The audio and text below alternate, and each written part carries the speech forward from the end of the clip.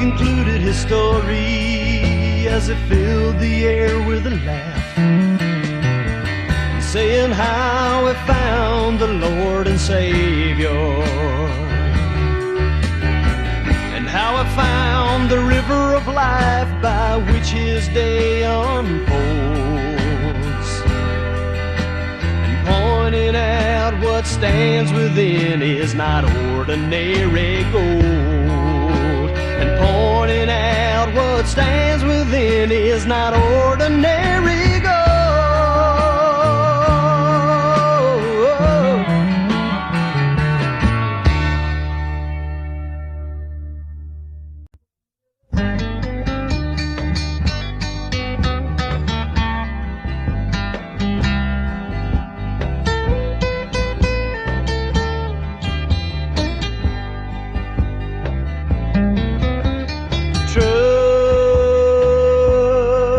Trust in God, believe upon His promises. Through His word we can see His wonders, signs and miracles of His love. We can return His love with devotion, standing on His word before all men. We are His beloved and His chosen, walking in this life renewed with peace. Trust in God, believe upon His promises.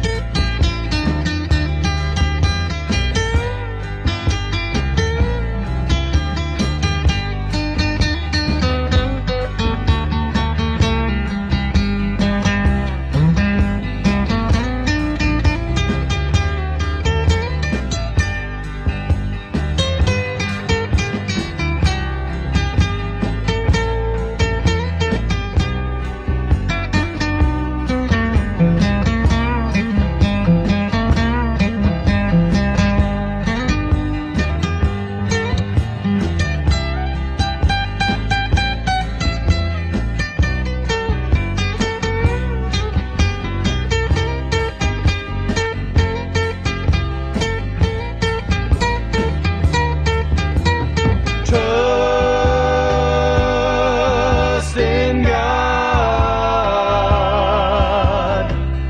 believe upon His promises. Through His word we can see His wonders, signs and miracles of His love. We can return His love with devotion, standing on His word before all men. We are His beloved and His chosen, walking in this life renewed with peace. Trust in God, believe upon His promises. Trust in God, believe upon His promises. Believe upon His promises.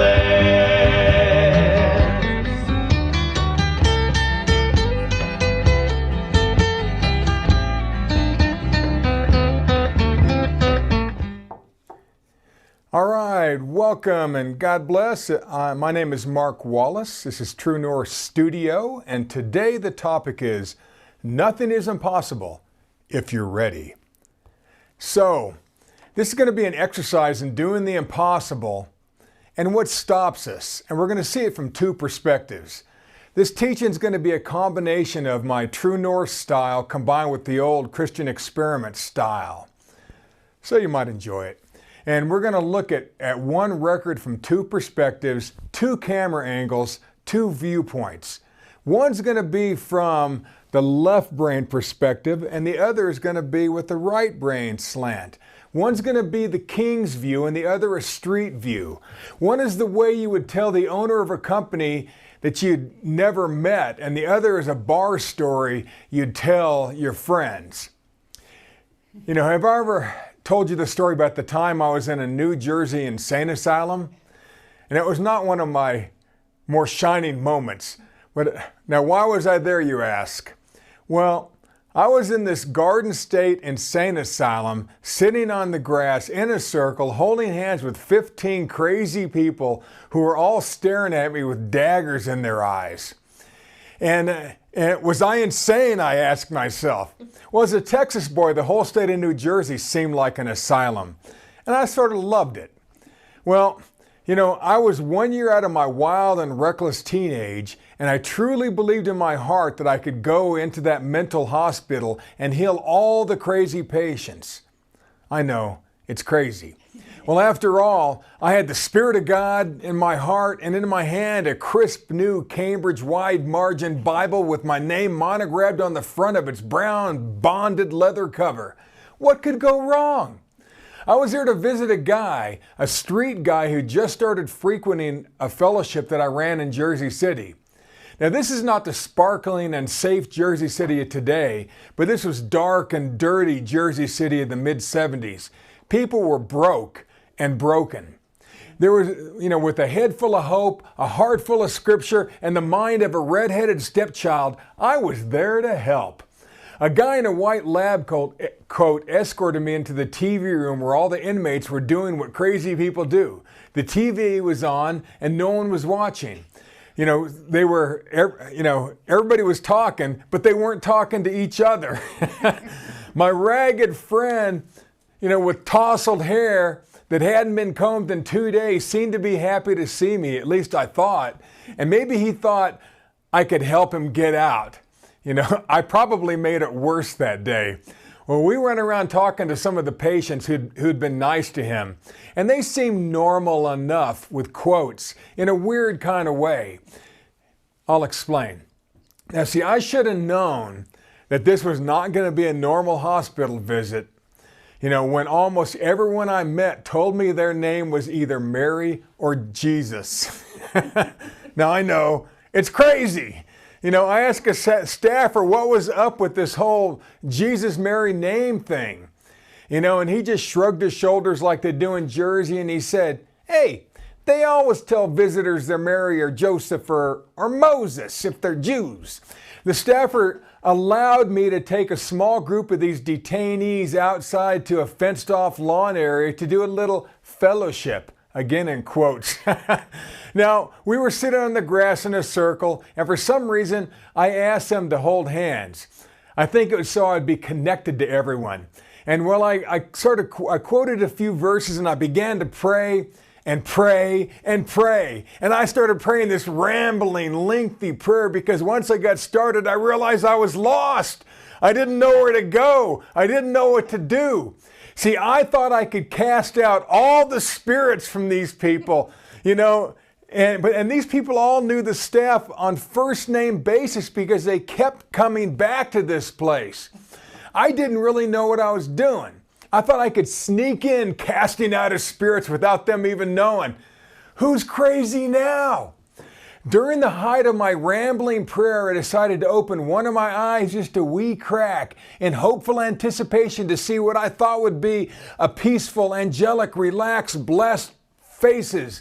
But what I saw shocked, no horrified, no flat out frightened me. Every single one of the people in the circle was glaring at me with a face so vile, so evil, so demonic, so teeth bared, eyes squinting, that I stopped praying and let go of the hands and slid back a little bit.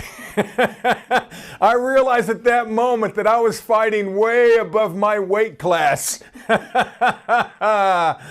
Oh my word. I knew I was spiritually equipped to do this, but I was not ready. You see, we all have a weight class, that we can handle the spiritual battle at any given moment. And discerning the Spirit should tell you this if you just listen. That day, I didn't listen. The only crazy person who left that facility that day was me. So I titled this teaching, Nothing is Impossible If You're Ready. Now, every mountain marathoner knows that to conquer a physical mountain in 26-mile bites takes months of mental and physical training. But if the mountain is spiritual in nature, then it's mental and it's emotional and spiritual at times. Jesus told us nothing is impossible. Paul said we can do all things, and we know that we've all been informed that we can move mountains, right?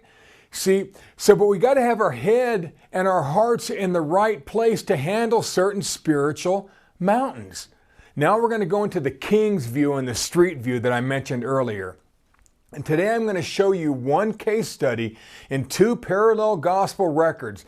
One shows the head, the other shows the heart. One shows the left brain, the other shows right. One is the king's report, his briefing. The other is told from a servant's view.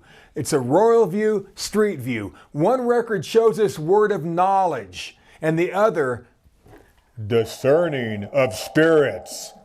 So forgive me for perpetuating the myth that suggests that society is broken down into left brain, right brain people. It seems to make sense to everyone on earth except the left brain people. Left brainers look at the world through logical or analytical eyes, while right brainers see it through emotional or creative eyes. Matthew was one of Jesus' apostles. He'd been a tax collector, a money guy. He was tightly wrapped around his left brain. Mark, on the other hand, the John Mark of Acts was not an apostle. But after Pentecost, he was bold enough and free enough to travel the world with the apostle Paul. He was related to the super bold Barnabas. And I'm not sure what he did, but Mark was the reason that Paul and Barnabas stopped traveling together. So this guy was crazy. He was wild. He was a right brain adventure guy.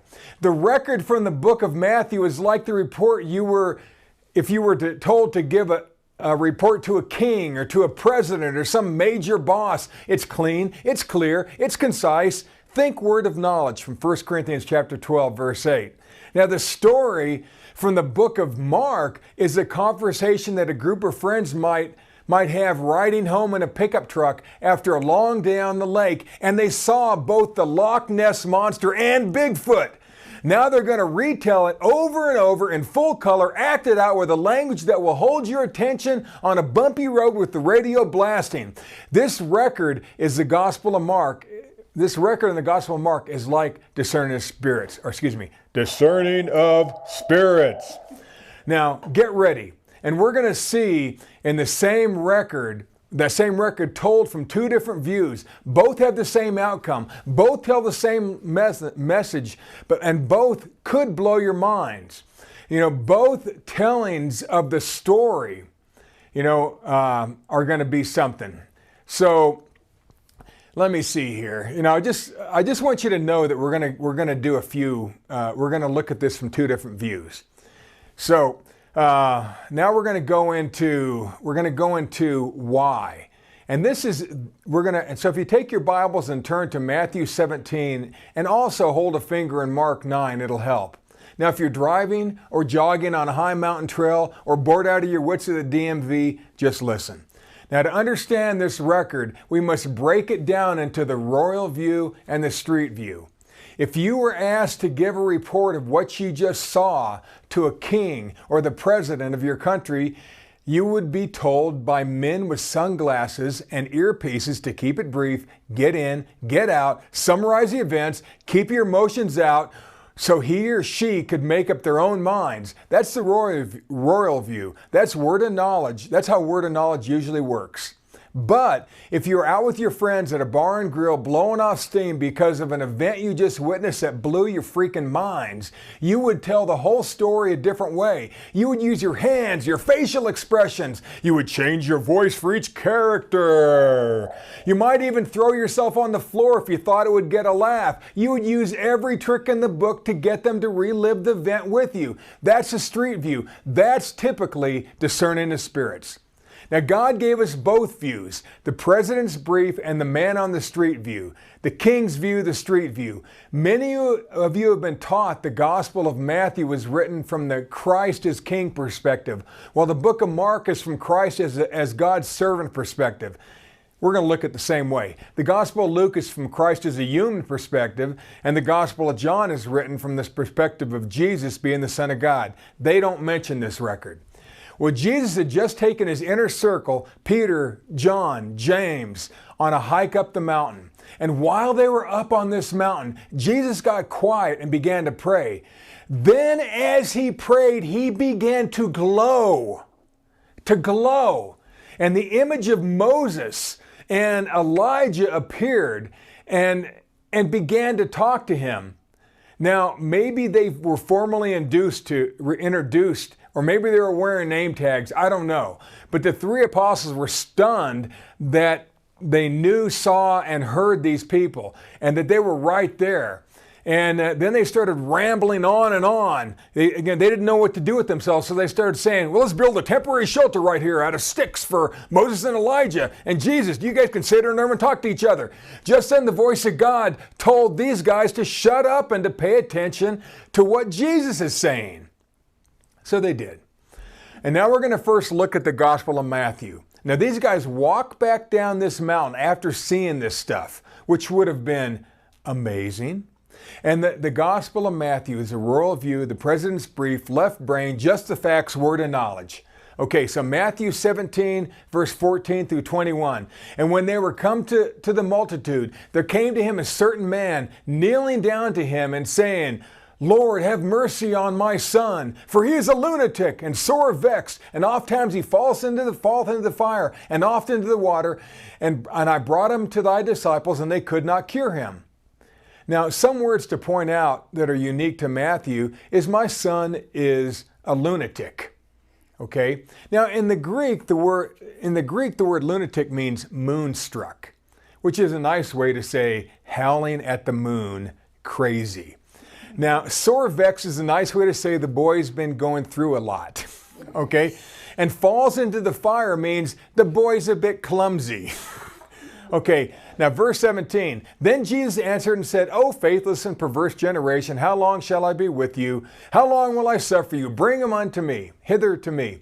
And Jesus rebuked the devil, and he departed out of him, and the child was cured from that very hour. Now again, that's just the facts. Father brings a kid, calls him a lunatic, says he falls into the fire. Jesus says, bring him unto me, and then he cures him. That's it. That's word of knowledge. That's change lanes now, right? And again, it's just the facts. Say the most you can in the fewest words, no emotion. That's word of knowledge. Now, he does say that Jesus rebuked a devil, and that's as colorful as Matthew gets. Then came the disciples to Jesus apart and said, why could we not cast him out? And Jesus said unto them, because of your unbelief. For verily I say unto you, if ye have faith as a grain of mustard seed, ye shall say to this mountain, remove hence to yonder place, and it shall remove. And nothing shall be impossible to you. Howbeit, but this kind cometh not out, but by prayer and fasting.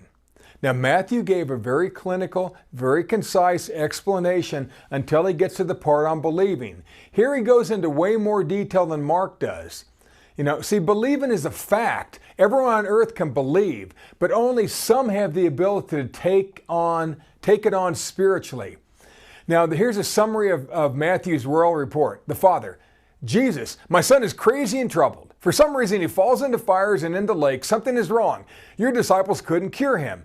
Jesus, it seems your whole generation has no believing and is a bit crooked. Bring the kid to me. Matthew, Jesus told the devils to leave, and the kid was cured immediately. Disciples, later that day, Jesus, why couldn't we cast out the spirit? Jesus, because of your tiny believing. Disciples, what? Jesus, if you had the believing the size of a very small seed, you could say to a mountain, move from here to there, and it would move. Nothing shall be impossible to you. Disciples, good to know. Jesus, except.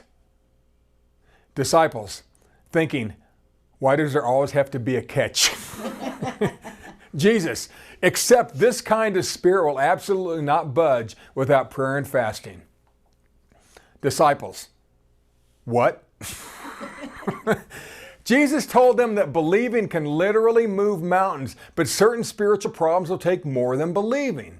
They take something he calls prayer and fasting. Now, prayer and fasting is probably more than bowing your head and putting down the fork.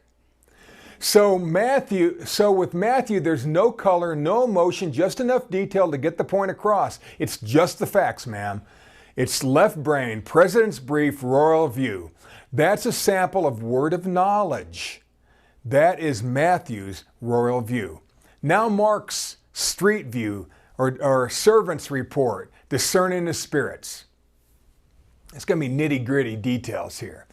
Now let's look at the same record from Mark's Street View. This is a friend talking to a friend. This is story time. Watch all the descriptive language and action words.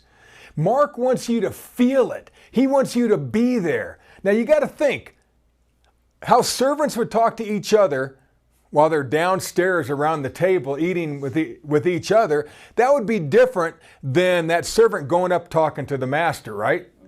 Okay, now you got to think, this is servant to servant. This is a servant's view. This is Jesus as a servant.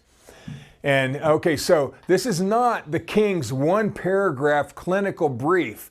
This is story time. This is going full Monty, the whole kit and caboodle, the whole 9 yards, the whole ball of wax, the whole enchilada, the whole shebang. This is going whole hog and acting it out around a campfire. Now, Mark chapter 9, verse 14 through 28. And when he came to his disciples, he saw a great multitude about them, and the scribes questioning with them. Now, notice there's a couple more details here. Okay, so all this crowd is there. And now the scribes, these religious leaders with funny hats on, they were up talking to him. And verse 15, and straightway all the people, when they beheld him, were greatly amazed, and they were running to him, saluted him.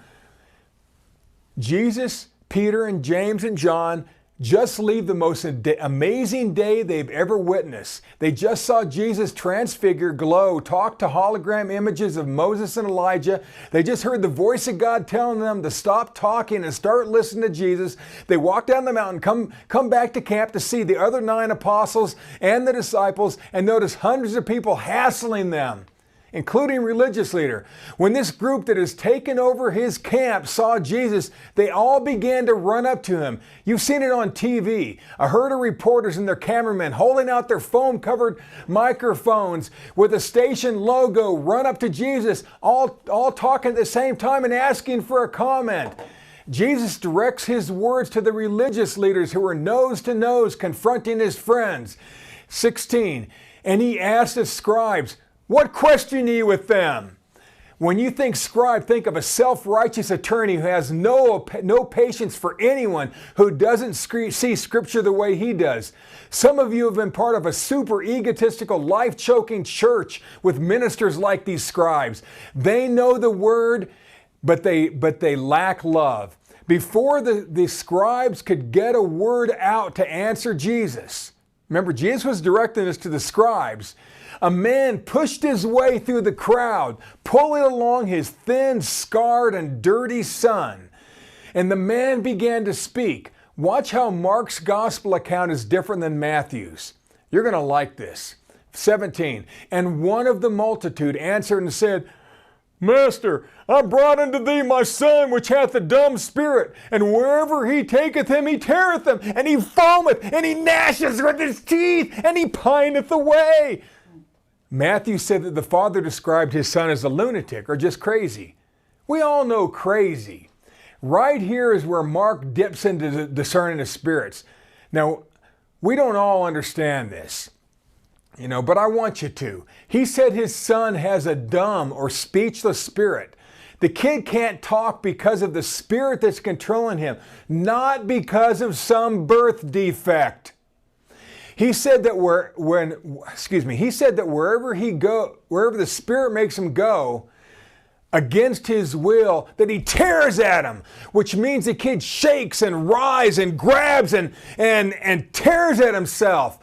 Now that's pretty colorful detail, wouldn't you say? Mm-hmm. And you might have seen a kid do this. You might have seen somebody with an epileptic seizure. It would be similar to that, but worse. Mm-hmm. So this is colorful. And he said that his son foams at the mouth and makes his face dirty and sticky. You can just picture stuff all over him. The boy gnashes with his teeth, which means showing his worn down teeth while grinding them together. This is how Mark's telling the story. Okay? Now, pining away is an old-fashioned way to say he's withering away. The Spirit causes the kid to starve himself. This kid won't eat, and he's just a skinny little thing. How many different types of spirits were just mentioned so far? And the dad is not even done yet. The father offered all this information. I love this. Before Jesus ever even asked him a question. I'm sort of like that. The dad overshared a bit and led the conversation with emotion, color, and drama. He wanted Jesus to feel his pain. Jesus had been addressing the religious leaders, the scribes who were turning the group against the apostles. Jesus was not even talking to the Father, but the Father keeps talking. So you can sort of picture this. Verse 18 continued, "And I spake to thy disciples, and they should cast him out. And they could not." Okay, now add something else. He wanted the disciples to cast out the spirits out of his son. Now Matthew doesn't say it that way. And the dad said all this stuff in one breath, which means that he probably had said this 1,000 times to people. Now Matthew said nothing about the Father wanting someone to cast out some mute, filthy, hurtful, jerky, teeth-grinding, evil-looking, suicidal demon. He just used the word spirit. I love how John Mark is telling the story in full color. This is a primer on discerning of spirits, folks. This is not just street view. This is gutter view. This is Jesus finally getting a chance to, now Jesus gets a chance to speak again. He may be looking at the Father, but he's really speaking to the entire mass of people. And he answered him and said, "Oh, faithless generation, how long shall I be with you? How long shall I suffer you? Bring him unto me." And they brought him unto him. So who had their hands on this kid now? Was it the dad? Because the word "they" is there, correct? You'll understand this in a second. And when he saw him, when the kid saw Jesus, when he came through the crowd, he's a little skinny guy. When he came out into the opening where Jesus was standing, he saw him straightway, the Spirit tear him. Blah! And he fell on the ground. He threw himself on the ground and he wallowed foaming. He's just rolling around, foaming at the mouth. John Mark goes into a little more detail than Matthew did. Now, who were they? They were probably the apostles who watched out for Jesus. When I was about 20, I once walked up to a leader of a ministry who just finished teaching an auditorium full of people and had stepped outside for a breath of fresh air. And I got about 3 words out before 2 goons grabbed me by the shoulders and escorted me not just away from the man, but all the way to the street and told me to leave and not come back. Now, I had paid to be at this seminar, so I just turned around and walked right back. But hey, that's me. You know, I got way too close to the keynote speaker, and these guys were supposed to have been watching. And so back to the biblical record. So that's sort of what happened. Probably was like Peter and James or somebody had grabbed this kid from the father and had walked him up to Jesus, not knowing what he was going to do. Now, if you had been around Jesus, you would probably protect him too, right? Mm-hmm. You see, so the moment the Spirit saw Jesus through the eyes of the boy, he pulled away, jerked away from two grown men. And he threw himself to the ground and went into convulsions like you couldn't believe. And it was like he was trying to rip himself apart. You know, and he rolled around on the ground like a hog on fire. Not to mention the kid was foaming at the mouth like a rabid dog with a mouth full of Pop Rocks drinking a Coke. You know, this is not normal childish behavior. A kid may throw themselves down in the toy aisle of Walmart if they don't get the toy they wanted. That's usually not a devil spirit. It's just bad behavior that can be corrected without discerning of spirits. This is not a spoiled child we're talking about in Mark. This is a kid with some deep deep-rooted spiritual problems. It does't take discerning of spirits to see the evil behavior. It takes discerning of spirits, discerning of spirits. It takes discerning of spirits to understand what it's driving at. You see, Jesus asked the father of the boy a question now. And this is going to give some important information. And he asked the father, "How long is it ago since this came unto him?" And the dad said, "Of a child." Now the word child means infant. This is interesting. This means that the lunatic kid, this crazy kid, had been this way since he was a teeny tiny little baby, since the day he was born. How is that even possible? The kid never had a normal life. The parents never had a normal life. He had been viciously attacked and controlled from the moment he was born, and the family would have been attacked and judged and rejected by society. The only one who really loved that kid was his father. Have you ever known someone who seemed like they were born with a silver spoon in their mouth? That they're beautiful, they're smart, they've been successful since they're children. People roll out the red carpet for them. They seem destined for success. There's a reason. And you've also known kids who seem cursed. People turn on them even when they're babies. Nothing comes easy. Life is always a struggle, and it's full of false summits. You know, it's disappointing, and it gets worse. They go from bad friends to lousy relationships as they age. Nothing goes right. It's an uphill battle all the way. There's a reason. Now, what I'm about to tell you is something that may startle you, and I hope it does. Have you ever heard of someone having their breast removed because their mother had breast cancer, and then they find out that she has the same markers in her DNA that her mom had? Well, I have a friend who in 2 weeks is having this done for the very same reason. On another thing, have you ever heard that somebody has the Alzheimer's gene? Okay, now if you have a parent who's died of that dreaded disease I have, you may even know that carrying the APOE4 allele in your DNA increases your risk of Alzheimer's. Now, it's a bit scary if somebody in your family died of that. Now, having one copy of this allele increases your risk 2 to 4-fold. Having 2 copies could increase your risk for developing Alzheimer's as much as 12 times. Dr. Perlmutter writes that we have control over the triggering of this gene by simply controlling the insulin resistance of our diet. Less carbs, more fat. Okay? Now, my wife tells me that she doesn't even want to know if she has a certain markers in her genes. You know, she says she has enough to worry about. And you ask me, "Mark, why are you bringing this genetic thing up here?" Well, just hang in there with me for a few more minutes and it's going to make sense. In 2012, two brilliant scientists, two women, came up with a way to read, edit, and splice genes.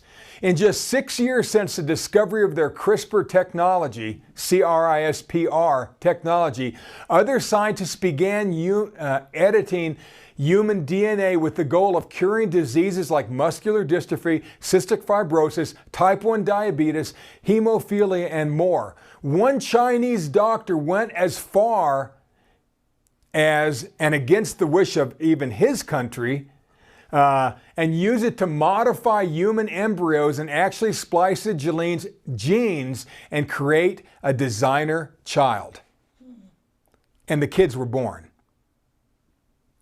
And the child was born, but that doctor has never been seen since. And it's scary, or maybe he was just jailed. Maybe he has been seen, I don't know. But it's scary to even think what evil scientists will someday do with this gene splicing technology. Many fear emotionless, brutal super soldiers or doctors getting rich making designer babies. There are women right now lined up, name on a list, waiting to give birth to a reconstructed Neanderthal. I pity the fool. Now here's a thought. My mom already did, so what are you going to do? Now here's a thought. What if some disgruntled scientist splices together a few genes and manufactures a new man-made disease with no natural cure in order to reduce human population in specific regions, and only they have a cure and it isn't for sale? Imagine that. Imagine some disease that was manufactured in a lab somewhere. Huh. So what could this gene splicing technology? These people are learning how to read our DNA. Sort of weird, right? Yes. Now I want you to remember all this. If the scientists today know what human tendencies and diseases are attached to what chromosomes and are quickly gaining the ability to read our DNA and how it affects us, do you think that familiar spirits can read our DNA as well? After all, spiritual beings are way smarter, have better equipment, and have used it far longer than our clumsy researchers of today. So what am I saying here? There is an evil spirit mentioned in the Bible many times called a familiar spirit. 1 Chronicles 10:13 and Isaiah 29:4, plus many others. And they're given this name because they are very familiar with everything about you, and they remember it in detail, everything you have ever done. This spirit is tasked with watching you your entire life. Yes, you too. Now, oh, but Mark, no spirit can watch me. I'm a Christian. I have a name tag. I wear doves and fish jewelry. I watch The Passion. I subscribe to The Chosen and carry a cross just in case. Familiar spirit. Yeah, right. Let's take it a step further. Since all of you understand discerning spirits, 1 Corinthians 10:12, or you think you do, this should be easy to understand.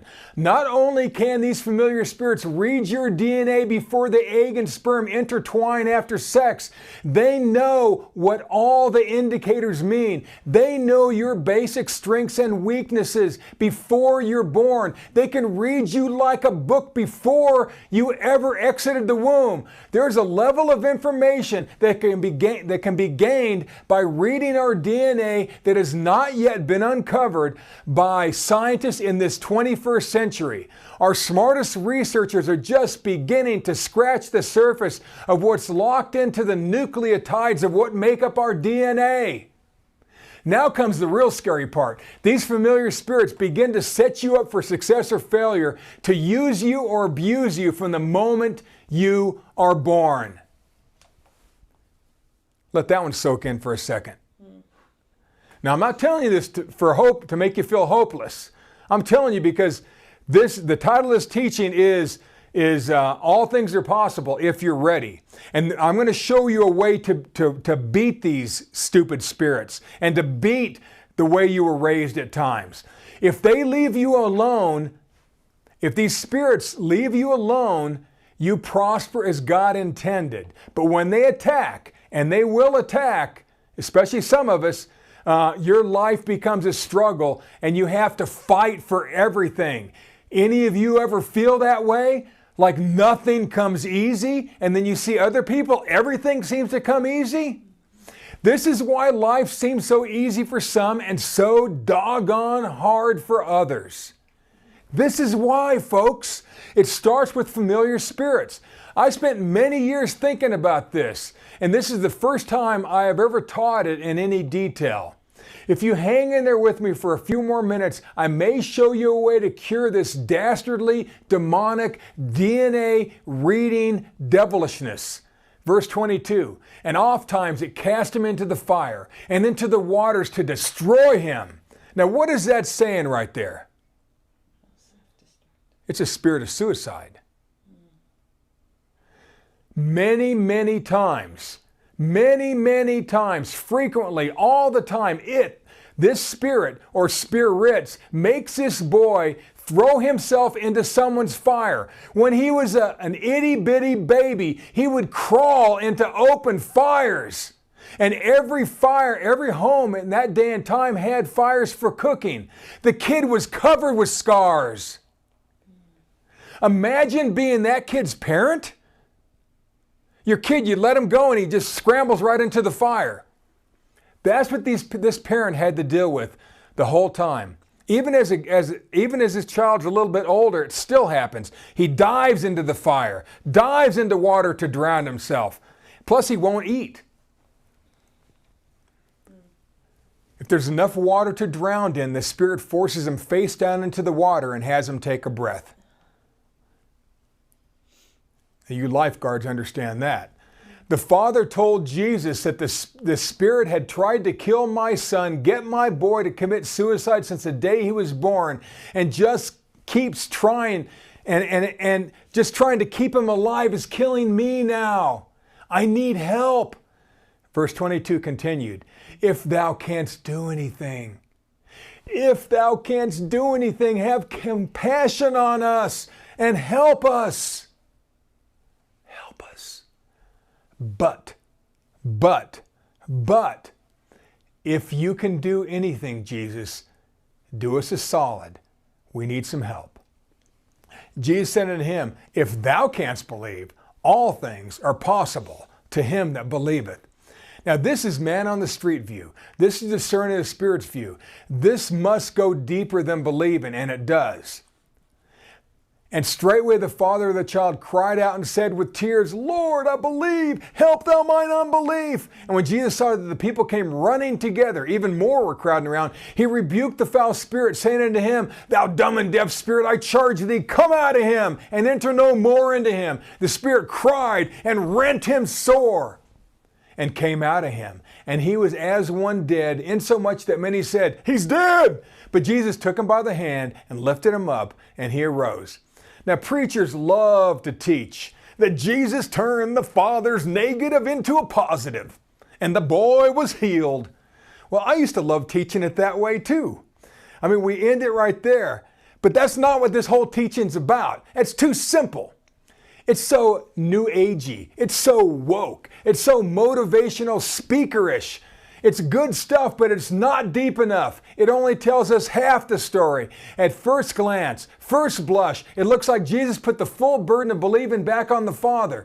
The disciples knew differently. They knew what they were dealing with was bigger and ran deeper than regular believing, but they didn't know how big or how deep. This took believing in their own spiritual power. This took their believing in God to a whole new level. The kid had been set up to fail since before he was born. The spirit or spirits had been aware long before he was born that he would be a good candidate for possession, family destruction, ending up in suicide. Now, how they can read this stuff, I don't know. But they can read that you can get breast cancer or Alzheimer's, and there's a lot more stuff they're figuring out today. The kid had been this way since he was a baby. The spirit in that kid had tried to kill him since the day he was born. Verse 28, and when he was come into the house, the disciples asked him privately, Why could we not cast him out? 29. And he said unto them, this kind can come forth by nothing but prayer and fasting. After that crazy, colorful day, when the disciples were alone with Jesus, when they should have been retelling the story in vivid detail, they simply asked Jesus why they could not cast out that spirit. Remember, the apostles had only been in training with Jesus for about 6 months. They were still rookies at that time. You know, they had helped heal people with spiritual problems before, when they were sent out 2 by 2, if you remember that record. And that was just a few weeks before this. But whatever was in this kid was different. This was different. This was a whole new level of dealing with devil spirits. And it's important. And what I'm going to teach you is how you can deal with the kind that may have been with somebody from the day before they were born, or something where a spirit's just toying with them that day. This is why I titled this teaching, All Things Are Possible If You're Ready. You can have believing so big you can remove mountains, but there's some things that require more than big believing. Both Matthew and Mark say with believing nothing shall be impossible unto you. But know that this kind of deeply rooted spirit won't even notice you unless you live a lifestyle of prayer and fasting. Mark's servant view is different than Matthew's short report. Mark's view, the servant's view, is street smart. It's street level. It's full of color, full of drama. Mark is friend to friend. It's heart to heart. Mark's view is discerning of spirits. Matthew's view, the royal view, was crisp, clear, simple, briefing like you would give if you're talking to a king or a leader or a boss. That's word of knowledge. Again, what is this prayer and fasting Jesus is talking about? What is prayer and fasting? If prayer and fasting is what's really going to get rid of these deeply rooted spiritual problems, combined with believing, I'm not discounting believing, got to have big believings, gots to have it, you see, but we got to have something called prayer and fasting too. So we can figure this out. If we can figure out what Jesus meant by prayer and fasting, we can find a way to help people in ways we were never able to before. And maybe you won't even try to go to an insane asylum and do that. So prayer and fasting God's way. You know, now I grew as time went on, and years and years later, I remember I was sitting in a diner with a lady. Her husband was in the hospital, and I was just sitting with her to comfort her. And this woman was known to be a little bit off at times. And I was sitting there, and she was sitting straight across from me. And all of a sudden in my mind, I didn't see her sitting there anymore. I saw a coiled serpent, huge coiled serpent just staring at me. And I didn't get shocked because I knew what it was. It was discerning the spirits. And God was showing me that I was about to get attacked. So this woman had been talking nice to me, and all of a sudden, she just let loose this torrent that made everybody in the restaurant look at us, and just came unglued on me. And I just sat there and let her go for a minute, and then I just touched her hand, and then she was back to normal. And then she just went right back and didn't even remember she had done that. You see? Now, this time, I wasn't trying to do anything, but I wasn't scared. I wasn't startled when I saw the evil within a person. You see? And so I've grown over the years. You guys have all seen crazy stuff. I got so many stories, it ain't worth it. I know a lot about discerning of spirits. And maybe I just know a little bit, okay? I say I know a lot. I probably don't know nothing. Okay, so by the way, what the heck is prayer and fasting? And why is it so important to me? Honestly, most of you live pretty good. You love God and you love your family. You know how to listen to the still small voice of God. You know how to operate the gift of Holy Spirit within you. You can read the Bible and it makes sense to you. You've even helped people through some spiritual attacks and spiritual roadblocks a time or two. You help financially as much as you can, as much as your budget allows to different people or organizations. You've given your life to God. You all are awesome. The practical side of this teaching is that prayer and fasting makes you awesomer. You're awesomer. Again, what is prayer and fasting? Why is it important to me? Let's look at a few places where prayer and fasting are used in the same sentence. There is only a few, so hang in there. David, Psalm 35:13. But as for me, when they were sick, my clothing was sackcloth. I humbled my soul with fasting, and my prayer turned into mine own bosom. See, David understood prayer and fasting from a childhood, which is why he was able to take down the mighty Goliath when he was probably 14. He lived and thought differently than his brothers. David cared deeply for people and refrained from doing certain things since he was young. That's prayer and fasting, folks. Daniel 3:9.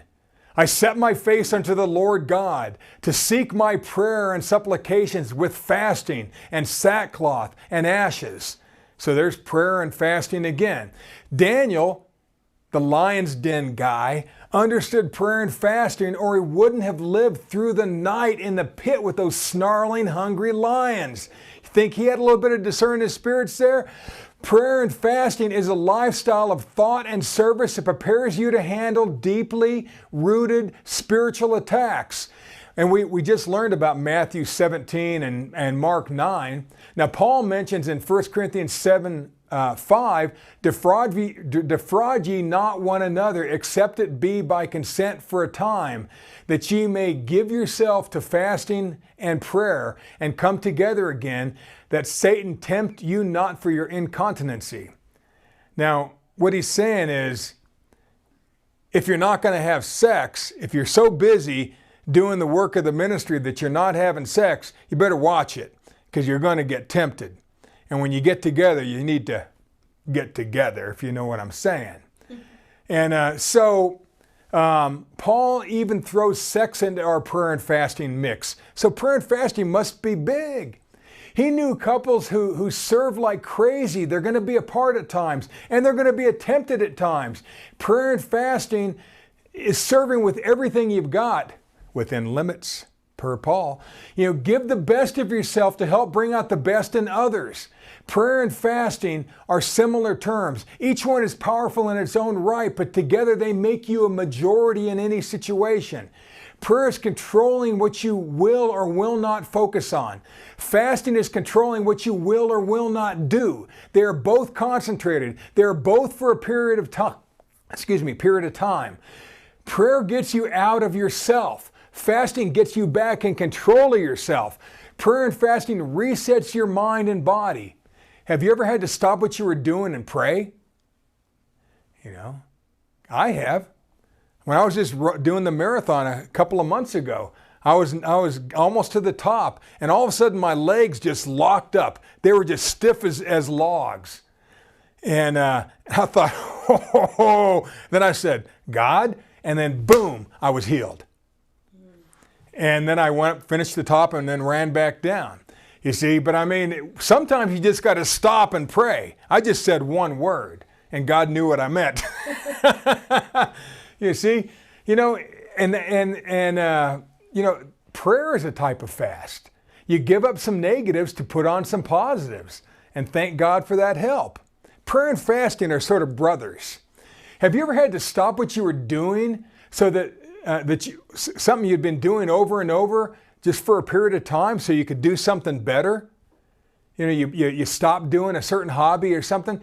Josephine and I were so busy being ministers during the 80s and 90s that we basically cut out TV.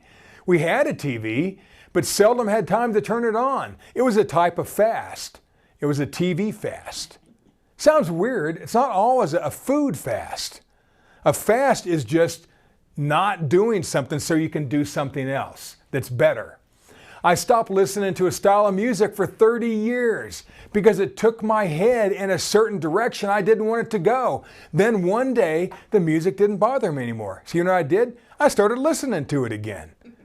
Okay, one of the greatest teachings on fasting was given in Isaiah 58 when he speaks of the fast of the Lord. And this we're going to summarize it. Isaiah 58, 5 through 14. Verse 5 is a fast. Let me slow down here. Okay, verse 5 is a fast, which is a time to afflict your soul. And is it for show? He asks. Is it for show? You see, verse 6 and 7, a true fast is to free others from spiritual bondage, to set people free mentally, to feed the hungry, to open your heart and home to others, to cover people's sins and not magnify them, to take care of your own family as you take care of others. Then verse 8, Isaiah said, then let your light shine, let your gift shine, just shine. You will regain your health then. The light of God will be noticeable in everything you do and touch. Verse 9, when you pray, God will answer you. Verse 10, when you give the best of yourself to help others who are troubled, then your light will really shine. In other words, as you pour yourself out for others, you will find yourself. Verse 11, God will guide you through the tough times and give you more than you need. You will never be without anything you need. Verse 12, you will rebuild lives. You will repair the holes in people's lives. You will rebuild their life path. 13 and 14. If you don't waste your life by just serving yourself, then you will be a delight to God. Then God will take you to the highest places you could possibly genetically go to in your life. He will give you everything He promised. The fast of the Lord in Isaiah has nothing to do with food. It's all about using your abilities to help other people. Any food fast or music fast will direct you, if you do those things, it should direct you into helping others like it says in Isaiah 58. If you're going to take the time to not watch TV, it should be to help somebody else. We know Moses and Elijah and Jesus all fasted for 40 days. And it's interesting to note that it was this Moses and Elijah were the ones that appeared to him on the Mount of Transfiguration, and that Peter and James and John saw on that Mount of Transfiguration. Not sure if there's a connection, but it's curious. Okay, so I'm thankful for all that all of you do. And I'm thankful for all of you who've opened your home to strangers to teach them the Word. That's the fast of the Lord, folks. I respect those of you who spent hours and days at hospitals to comfort people you barely knew. That's the fast of the Lord. I commend all of you who ran fellowships, taught seminars, housed leaders, or traveled the world to teach and preach and help others. That is fasting. Fasting is doing without so you can do more for others. Prayer is a lifestyle of service mentally. Fasting is a lifestyle of service physically. Could a fast include going without food or drink? Sure. All religions promote fasting or certain types of food. It can be quite beneficial if done for the right reasons. Jesus speaks of the religious leaders fasting for show. This defeats the whole purpose. Biblically, a fast is so that you can serve better, not be served. Jesus said, those who find their life will lose it, and those who lose their life for my sake will find it. Matthew 10:39. All things are possible if you're ready. Prayer and the fast of the Lord is to help you get ready, folks. So if you have to help someone with a huge spiritual problem, no problem. If you've been given the best of yourself to others, you're ready. Familiar spirits may keep track, but God keeps score and will reward you accordingly. You can beat the devil's plan for your life as you help others grow. Just get started. Don't worry about the things that you never did. As the old saying goes, the best time to plant a tree is 20 years ago. The second best time is today. Just get started today. God will restore the years of the locust. God, let's say that you've wasted a year or 2 or 10. God has that covered too. You may think, I did all this work and what do I have to show for it? Maybe you failed at a business venture, a bad investment, a failed marriage.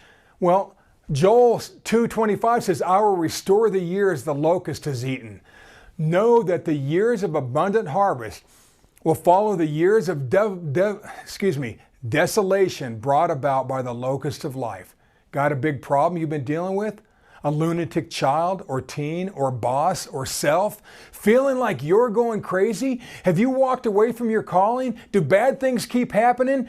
Do you keep getting hurt by people in the same way? Do you keep losing it when you don't want to? Does it seem like the devil's got your number on speed dial?